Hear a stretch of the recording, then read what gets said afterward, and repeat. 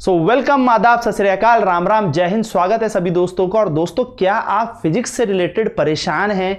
Physics में आपको numerical करने में प्रॉब्लम हो रही है? क्या आप एयरफोर्स की तैयारी कर रहे हैं और फिजिक्स की कट ऑफ नहीं निकल रही, या फिर किसी स्टेट गवर्नमेंट एग्जाम की तैयारी कर रहे हैं जहां पर फिजिक्स आपको प्रॉब्लम दे रही है? तो जी हां, आप एकदम सही प्लेटफॉर्म में आए हैं, मैक्सवेल सर के पास। तो दोस्तों, यहां पर देखिए, बंपर क्वेश्चन आपकी स्क्रीन के सामने आने वाला है और बंपर क्वेश्चन में बताऊंगा कॉन्सेप्ट प्लस शॉर्ट ट्रिक के साथ। यानी कि हम कॉन्सेप्ट तो करेंगे, साथ में इसकी शॉर्ट ट्रिक भी जानेंगे, जिससे यह आंसर आप चुटकियों में निकाल लेंगे।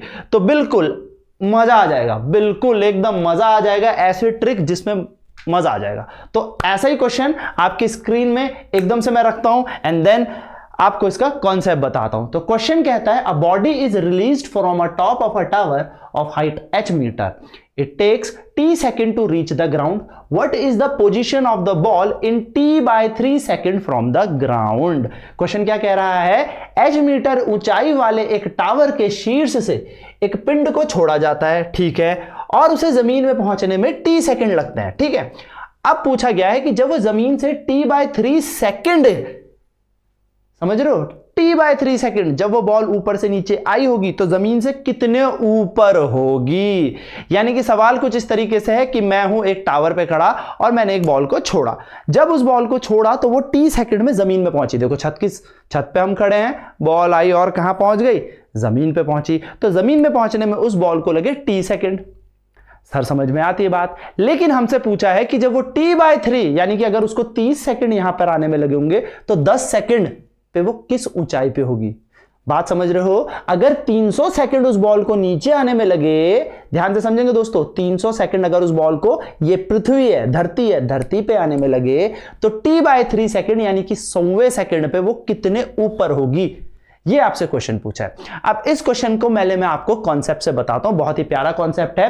करना कुछ नहीं है दोस्तों, आपको एक चीज याद रखनी है, वो है ये कि जब भी हम किसी बॉडी को छोड़ते हैं, यानी कि कभी भी हम किसी बॉडी को ड्रॉप करेंगे, तो हमें प्रारंभिक वेग नहीं देना, सिर्फ छोड़ देना है। ऐसे गमला पकड़ो छत से और हाथ हटा दो, गमला खुद नीचे आएगा। यानी कि इनिशियल वेलोसिटी कभी भी नहीं दी जाती, प्रारंभिक वेग किसी चीज को छोड़ने पर नहीं दिया जाता। कॉन्सेप्ट समझते हैं इसका, ठीक है। फिर मैं शॉर्ट ट्रिक भी बताऊंगा। तो जब भी आप इस बॉल को छोड़ोगे तो आपको प्रारंभिक वेग नहीं देना, और जब भी आप 1D की बात करोगे, यानी कि बॉल ऊपर से नीचे या नीचे से ऊपर जा रही है, तो हमारे पास होती है इक्वेशन ऑफ मोशन, यानी कि गति के समीकरण। तो 3 गति के समीकरण है, v = u + at, दूसरा होता है s = ut + ½ at², और तीसरा होता है v² = u² + 2as। अब आप बहुत बेहतरीन तरीके से जानते हैं दोस्तों कि जब ऊंचाई की बात आएगी, यानी कि हाइट की बात आएगी, तो हाइट के केस में जो डिस्प्लेसमेंट है वो h बन जाता है, जो विस्थापन है वो h बन जाता है। बस आपको इस चीज को पकड़ लेना है। और दूसरी चीज हल्की सी आपको पता है कि जब ऊंचाई की बात हो तो इसको खींचेगा कौन, ग्रेविटी, और ये बन जाएगा g। क्योंकि बॉल ऊपर से नीचे आ रही है इसलिए प्लस का साइन, क्योंकि बॉल भी नीचे आ रही है और ग्रेविटी दीदी भी उसको नीचे खींच रही है। बॉल भी नीचे, ग्रेविटी भी कह रही है आजा आजा नीचे आजा। बस आपको ये चीज और ये चीज याद रखनी है, आपका आंसर आपके पास है। तो चलिए इस क्वेश्चन को करते हैं दोस्तों। पहली कंडीशन उसने क्या कही, पहली कंडीशन उसने कही कि भैया बॉल को आपने फेंका h मीटर की ऊंचाई से, ठीक है सर, समझ में आती है बात, और t सेकंड में वो नीचे पहुंची।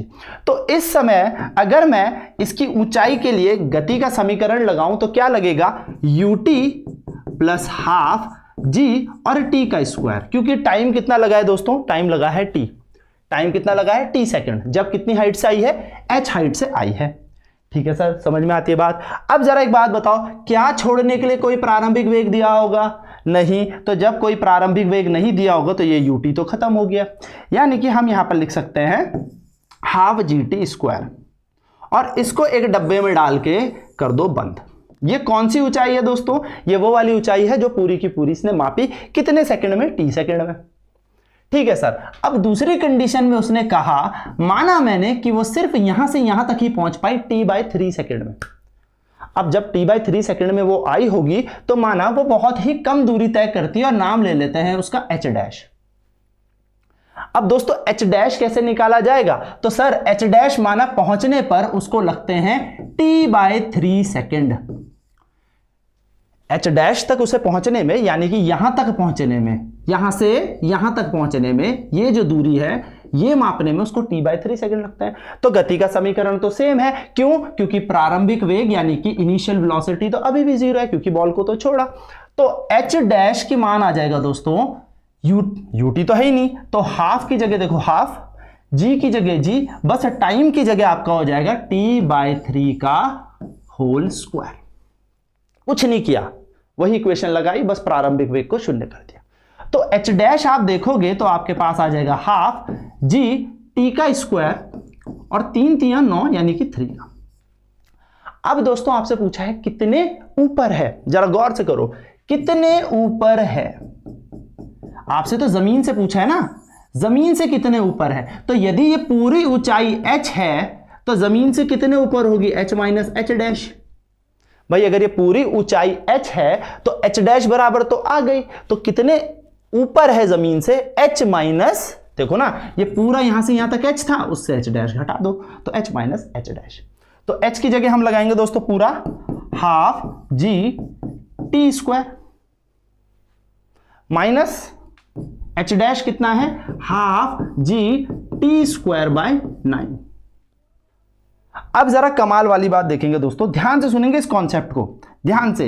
ये कौन सी पोजीशन है, h माइनस एच डैश, ये आपकी पोजीशन है ग्राउंड से, यानी कि जब आपने धरती से उसको देखा तो वो h माइनस एच डैश थी। जरा ध्यान से देखेंगे 1/2 G T square minus 1/2 G T square by 9।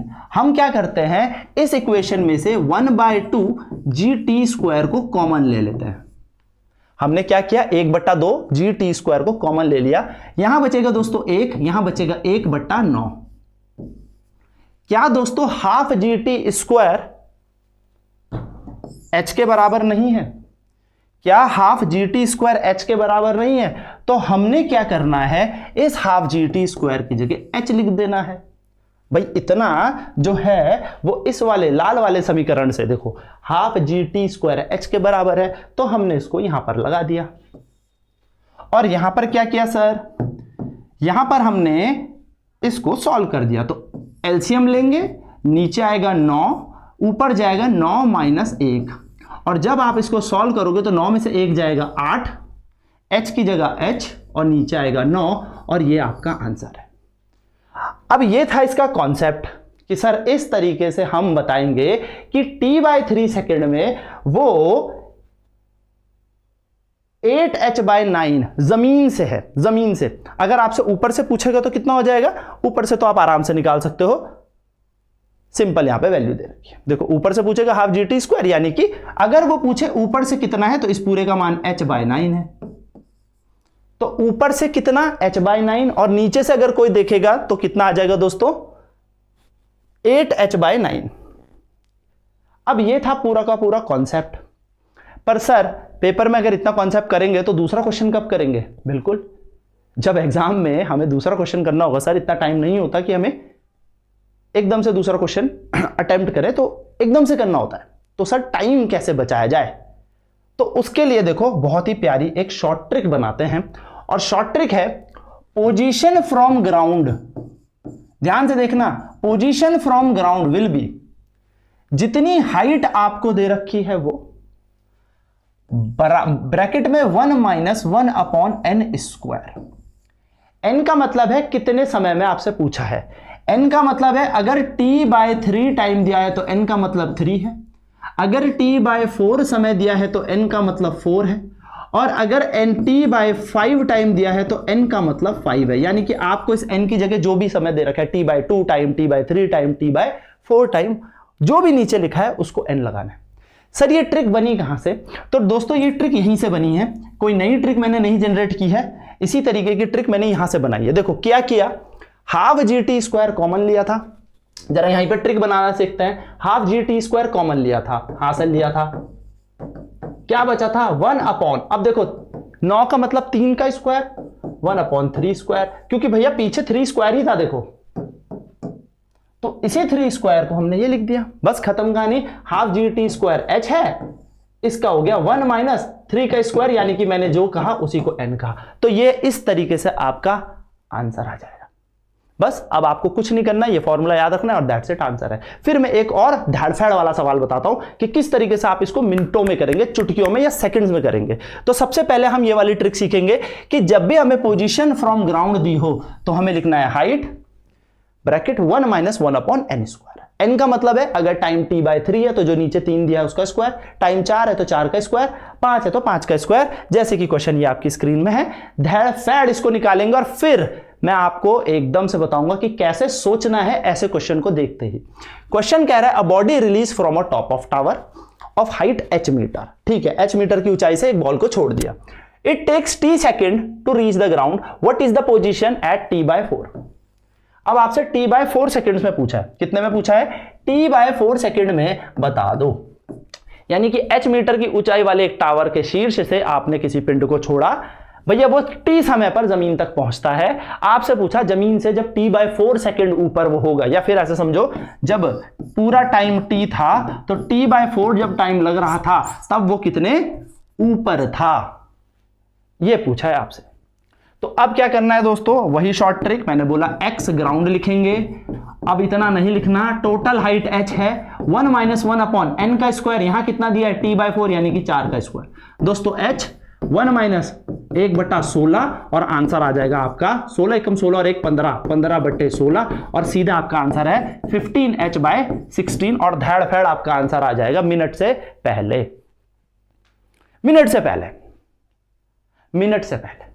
और नहीं तो कॉन्सेप्ट मैंने आपको पूरा बता दिया है कि कॉन्सेप्ट से ही पूरी शॉर्ट ट्रिक बनती है। यह था कॉन्सेप्ट और ये थी इसकी शॉर्ट ट्रिक। सर ये बात हमें समझ में आती है। सर एक बात मुझे ये बताओ कि क्या हम हर बार ऐसा करें? दोस्तों जब आपको प्रैक्टिस इस क्वेश्चन की हो जाएगी, जब आप इस क्वेश्चन को 10, 20, 50 बार प्रैक्टिस कर लेंगे तो आपके दिमाग में एक बत्ती जलेगी और वो ये जलेगी कि यार हाइट लिखनी है और जो टाइम दे रखा है उसका स्क्वायर कर देना है। ठीक, जब आप इसको बहुत बार प्रैक्टिस कर लोगे, देखो इसे कहते हैं practice makes man perfect. Height दे रखी है और टाइम दे रखा है t/4, नीचे दे रखा है n का मान 4, तो 4 का स्क्वायर 16, 16 में से 1 घटाओ दोस्तों, ऊपर लिखो और नीचे 16 और यही आपका आंसर है।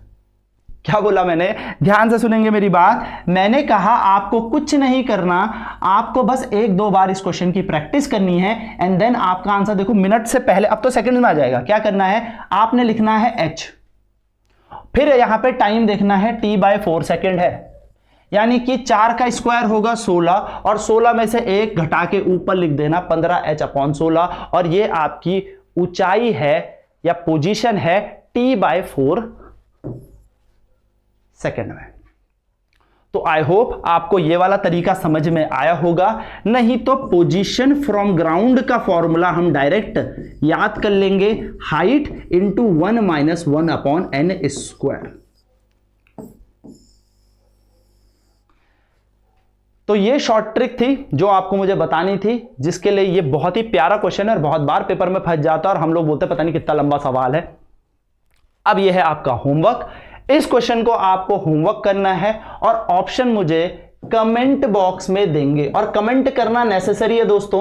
और अगर वीडियो पसंद आए और ऐसी और वीडियोस चाहिए तो डेफिनेटली कमेंट करें, लाइक करें और शेयर करें हमारे इस चैनल को। तो दोस्तों मिलते हैं ऐसी एक बम्पर सवाल के साथ अगली वीडियो में, जो आपके फिजिक्स के कॉन्सेप्ट को तो स्ट्रॉन्ग करेगा ही करेगा, आपके कॉन्फिडेंस को भी बूस्ट करेगा और मोटिवेट करेगा। तो मिलते हैं नेक्स्ट क्लास में। Till then bye bye, take care, over and out, Jai Hind, God bless you all.